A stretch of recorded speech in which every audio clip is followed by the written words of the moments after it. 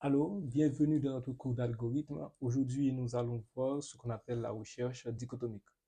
La dernière fois, nous avons vu la recherche simple, à savoir, je fais un petit résumé. On avait une liste et dans cette liste, il fallait trouver une valeur. Dans le cas de notre vidéo en particulier, il fallait trouver la valeur 48. Donc, qu'est-ce qu'on a fait? On a comparé chaque case de la liste ou le vecteur, on a comparé chaque case avec la valeur 48. Et voilà. Et lorsqu'on a trouvé la valeur 48, on a pris l'indice de la case, c'est-à-dire le numéro de la case contenant cette valeur, on l'a sauvegardé dans une variable et jusqu'à la fin. Aujourd'hui, nous allons voir le cas particulier de la recherche dichotomique. La recherche dichotomique, le mot dichotomie, ça veut dire, c'est la division par deux. Ok? Qu'est-ce qu'on va faire? On va considérer une liste et au lieu de chercher de manière séquentielle en partant du premier élément jusqu'au dernier, on va diviser la liste par deux et chaque subdivision sera, encore une fois, divisée par deux jusqu'à ce que l'on ait la valeur recherchée. Pour bien comprendre la mise en situation et de l'utilisation de cet algorithme, de l'intérêt de cet algorithme, nous allons d'abord considérer un premier cas. On considère une liste de, disons, de 200 éléments.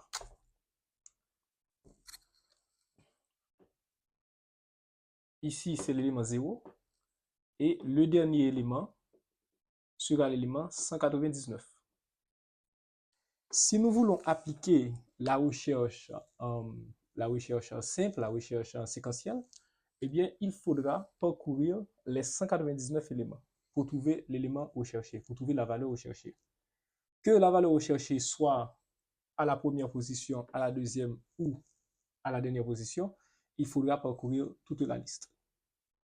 On verra dans bien certains cas, il est peut-être incontournable d'utiliser cette méthode, mais lorsque nous avons le cas particulier d'une liste classée, eh bien, nous pouvons utiliser de préférence la recherche dichotomique. Donc, la première condition pour utiliser la recherche dichotomique, il faut que la liste soit classée.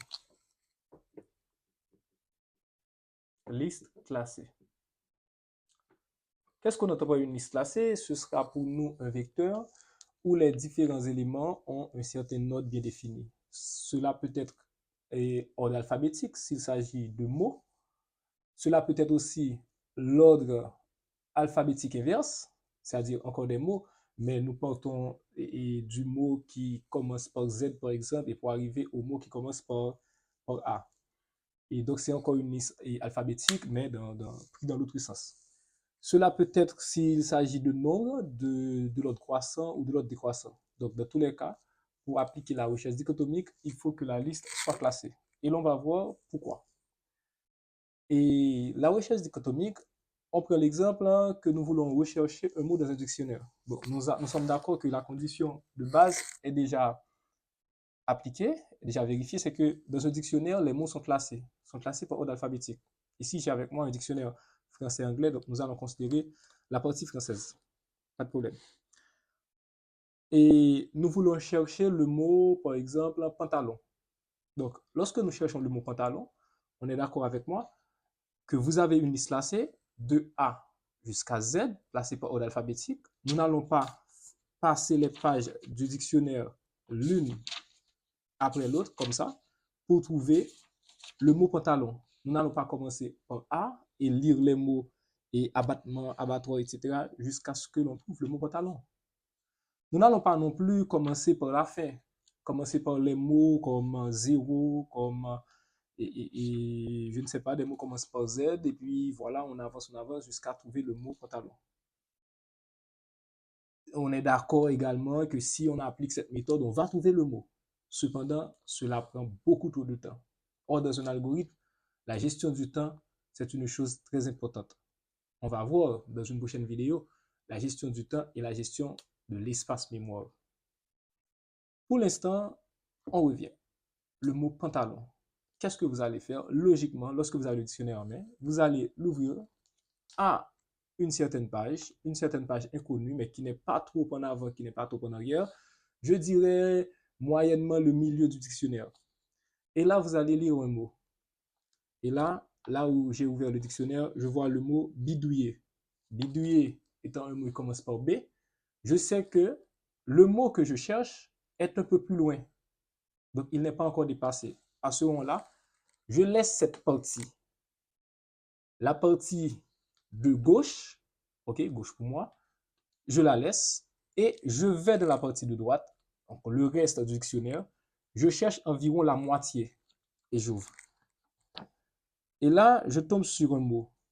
Par exemple, le mot dopage. Dopage, c'est D. Donc, le mot pantalon est encore plus loin. Donc, je laisse encore cette partie. Et la partie qui me reste, je prends environ la moitié. Je dis environ parce que je ne contrôle pas vraiment si c'est la moitié ou pas. Et j'ouvre. Et voilà, je trouve le mot paille. Paille, c'est P-A-I-2-L-E.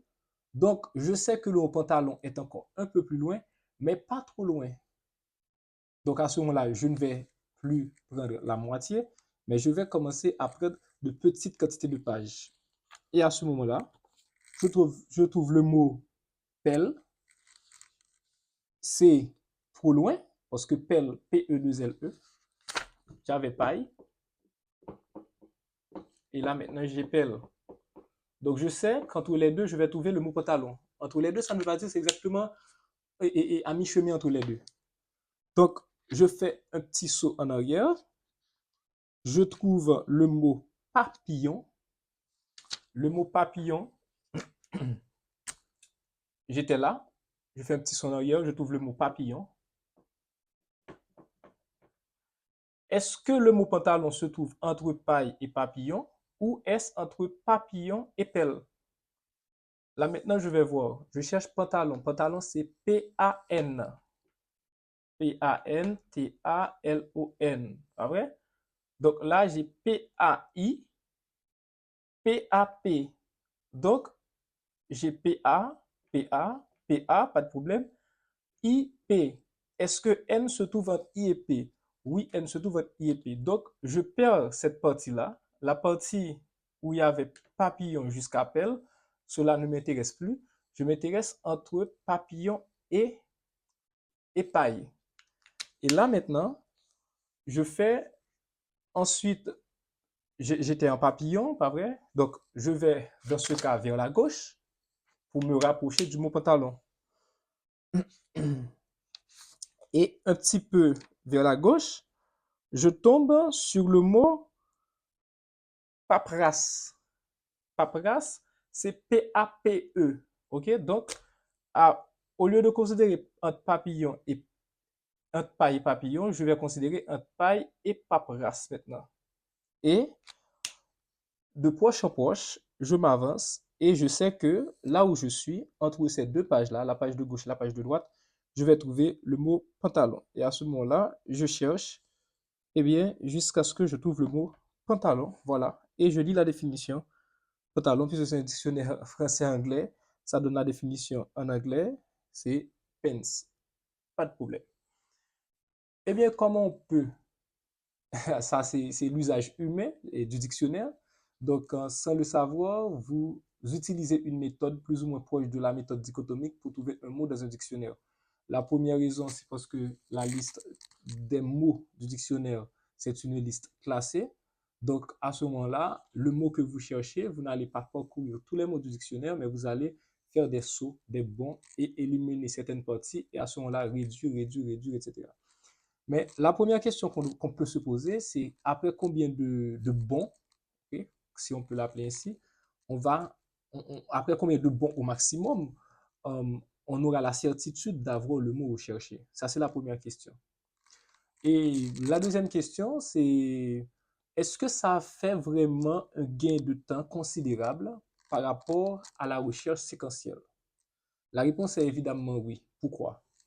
Lorsque nous avons un dictionnaire, par exemple, si on prend ce dictionnaire-là de 200 000 mots, si nous appliquons la recherche séquentielle pour trouver le mot pantalon, par exemple, pantalon, c'est un mot commençant par P, disons que pantalon se trouve à la position 100 000, ok? Donc, si on applique la méthode séquentielle, à savoir comparer le mot que l'on recherche, le mot pantalon, en commençant par le premier mot du dictionnaire, Si on applique cette méthode, c'est-à-dire le premier mot du dictionnaire, c'est le mot A, ensuite il y a le mot ABC, le mot abandon, etc., eh bien, on aura à faire 100 000 comparaisons. Alors que si on applique la recherche dichotomique, on aura à faire combien de comparaisons? On va voir cela tout de suite. Et comment ça marche la recherche dichotomique? Nous allons faire un petit schéma. La liste que nous avons étant une liste classée, voilà, on fait ça. Ça, c'est le premier mot de la liste et ça, le dernier mot de la liste. Ou bien le premier élément, le dernier élément. Il peut s'agir de nombres, par exemple, de nombres classés. Et qu'est-ce qu'on fait? Au lieu de balayer tous les mots, ok, disons que on considère que c'est 200 000, on prend l'exemple. Bon, pour simplifier, on prend jusqu'à 1000, pour simplifier, ok, pour aller plus simple. De 1 à 1000, au lieu de balayer le premier mot jusqu'au millième mot, eh bien, qu'est-ce qu'on fait? On dit qu'on va prendre la moitié. Donc, la moitié, c'est le mot qui se trouve à la position 500. Et on compare le mot recherché et le mot de la moitié, ou bien l'élément. Ça peut être un nombre aussi. Si le mot recherché, on l'appelle X, si ce n'est pas X, si le 500, le mot à la position 500, le 500e mot n'est pas X, et bien si ce n'est pas X, c'est-à-dire X est soit ici, soit ici. Mais si le mot trouvé ici est plus grand que X, c'est-à-dire X est du côté gauche. Si le mot trouvé ici est plus petit que X, X est du côté droit. À ce moment-là, qu'est-ce qu'on fait? Eh bien, après cette comparaison, ça fait une comparaison, pas vrai? On se dirige soit vers la gauche, soit vers la droite. On suppose que l'on se dirige vers la gauche. Et entre ces deux-là, on va prendre la moitié. Donc, le mot se trouve à la position 250, pas vrai? On va comparer avec X, le mot recherché. Et de même, à chaque fois, si ce mot-là est plus grand que X, c'est-à-dire X est à gauche. Si ce mot est plus petit que X, ça veut dire X est à la droite. OK? Ainsi de suite, on va prendre 125. OK? Et on va comparer X et 125. Si le 125e mot est plus grand que X, c'est-à-dire X est entre 1 et 125, si ce 125e mot est plus petit que X, eh bien X est entre le 125e et le 250e. On suppose que ce mot est plus petit que X, eh bien X sera entre ces deux-là. Et entre ces deux-là, on va prendre, ok, on va avoir la partie qui est là, ok, le mot se trouvant ici. Et on va comparer, ainsi de suite, et on aura une réduction d'intervalle, et ce sera beaucoup plus facile de cerner le mot recherché. À ce moment-là, faisons le calcul pour voir après combien d'itérations on va être sûr de trouver ce mot. Si on applique la recherche simple, on a 1000 mots, eh bien, il faudra faire 1000 comparaisons. Il n'y a pas à sortir de là.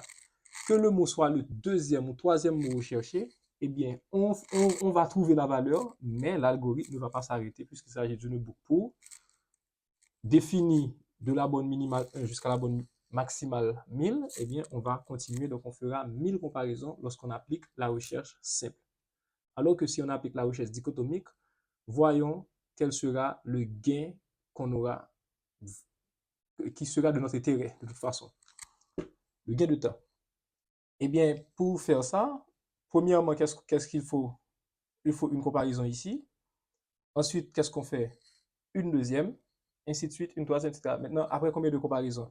Eh bien, vous remarquez bien que chaque comparaison, c'est une division par 2. C'est-à-dire, on a 1000 qui est divisé par 2. Hop, 1000, ok. Et ça donne 500. Ensuite, 500 est encore divisé par 2, ça donne 125. 125 est encore divisé par 2, ainsi de suite, ainsi de suite. Et ce qui arrive, il faut voir après combien de divisions par 2 qu'on a une valeur proche de 1.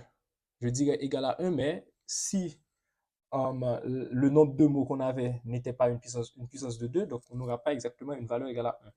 Donc après combien de divisions qu'on aura une valeur qui soit inférieure à 1. Ok, donc on va prendre la plus grande valeur inférieure à 1. Donc, voyons voir. Donc, 1000 divisé par 2, ensuite divisé par 2, c'est-à-dire multiplié par 1,5, ensuite divisé par 2, c'est-à-dire multiplié par 1,5. Donc, c'est fait n fois. Donc, on aura 1000 sur 2 exposant n. Maintenant, il faut trouver la valeur de n pour laquelle cette fraction devient inférieure à 1. On prend la plus grande valeur inférieure à 1, inférieure ou égale à 1. Donc, remarquez bien, lorsque nous avons 2 exposant 0, c'est 1, 2 exposant 1, c'est 2, 2 exposant 2, c'est 4, 2 exposant 3, 8, 2 exposant 4, 16, 2 exposant 5, 32, 2 exposant 6, 64, hein, on double la valeur à chaque fois, 2 exposant 7, 128, 2 exposant 8, 256, 2 fois 128, 2 exposant 9, 512 et 2 exposant 10, 1024. Donc voilà, si l'on fait 9 comparaisons, 9 divisions par 2, eh bien on aura 1000 divisé par 512, ce qui est encore supérieur à 1, mais si on fait 10, on aura 1000 divisé par 1024, ce qui est inférieur à 1. Donc on sait que en faisant la méthode dichotomique, lorsque nous divisons l'intervalle, le gros intervalle par 2 à chaque fois et chaque subdivision par 2, eh bien dans ce cas-là précisément, lorsque nous avons un vecteur de 1000 cases, il nous faudra au maximum 10 divisions seulement, ce qui est un gain considérable. La première méthode, à savoir la recherche simple, il faudrait maximum 1000 comparaisons.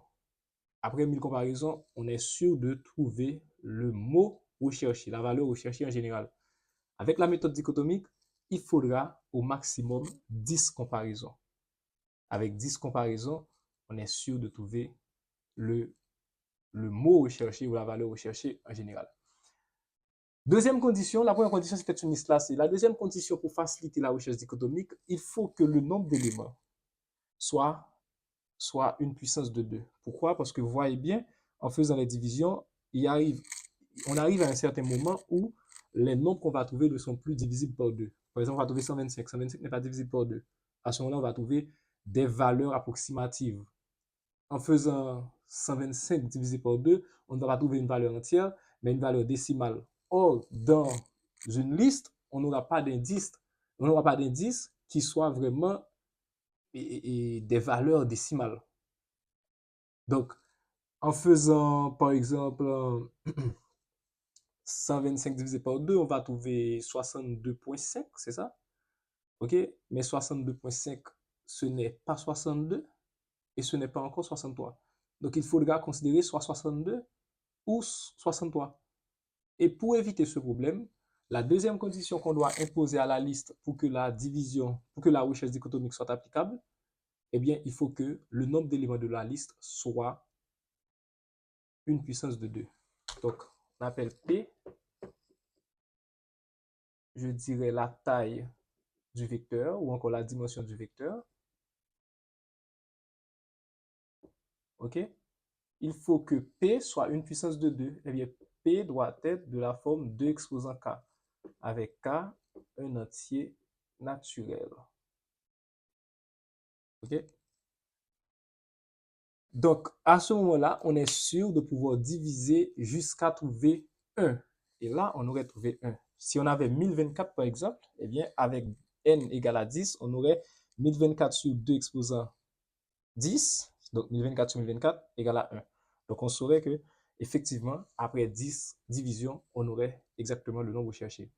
Maintenant, la question qu'on peut se poser, la question qui est légitime à se poser, c'est lorsque nous avons, par exemple, une liste de 1000 éléments, est-ce que la recherche dichotomique, on a une liste classée de 1000 éléments, est-ce que la recherche dichotomique n'est pas applicable?